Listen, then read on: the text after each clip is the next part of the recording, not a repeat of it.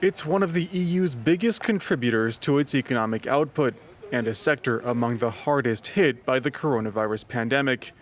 Before the crisis, tourism employed 12 million people across the EU. The Commission estimates some 6.4 million of them could be lost.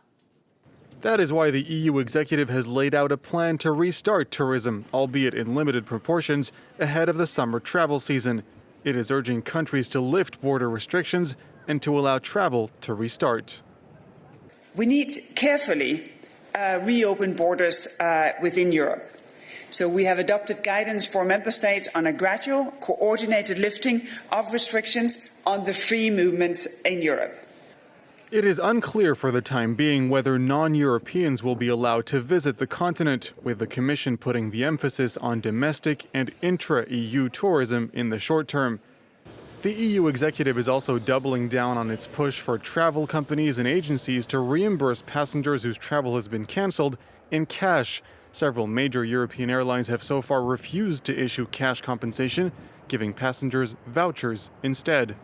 This is your right, full stop. What is starting now is the first step in the infringement procedure. Letters will be sent to the member states who are in breach of this very fundamental principle.